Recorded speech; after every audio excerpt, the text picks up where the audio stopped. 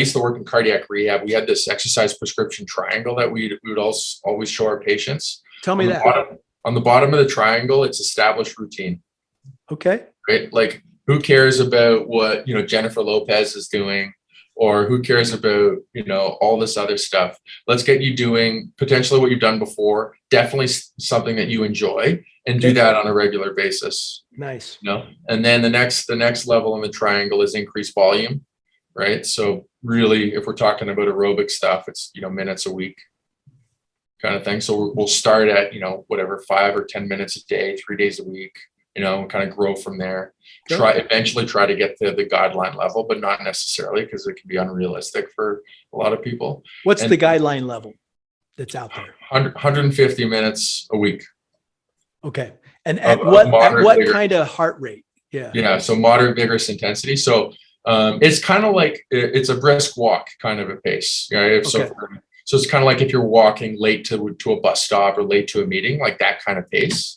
Okay. For 150 minutes. But with the patients that I work with and the students that I'm teaching now who are working with patients, I tell them not even to mention it, because the average American, the average Canadian is doing less than half that. Really? So what the hell's the point in saying, like somebody like my mom, she doesn't exercise at all. Like, you got to start going 5 days a week, 30 minutes a day, or you're toast, right? That makes no sense. Right. Right? Do it once a week. She just started Aquafit again, and she asked me, how many times a week should I do it? And I told her, well, how many times a week are you doing it now? She said 0. It's like, well, do it once a week. Nice. Right? You'll get so much benefit. That 150 number, I always say, like, you get the most benefit. The curve is the sharpest in terms of like health benefit when you go from 0 to 60.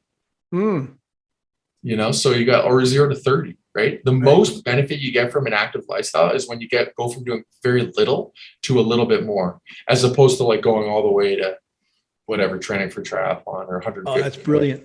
That's brilliant, because you are trying to impact a lot of people, right? This isn't the BFR kind of crap I just talked about. This is getting everybody to just increase their general health, right?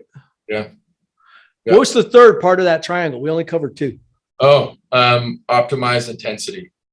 And what do you mean by that? So like heart rate would be one way of measuring aerobic exercise intensity. So let's say you're exercising at 120 or 130 beats per minute, right? And that's maybe like, 50% of your heart rate max, or your heart rate reserve, we call it.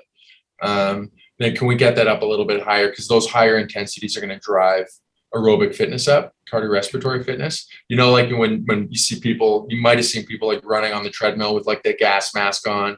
Oh yeah. Trying to figure out how much oxygen, you've probably done it, trying to figure out how much oxygen you can consume. Yeah. That is the number one predictor of health and wellness.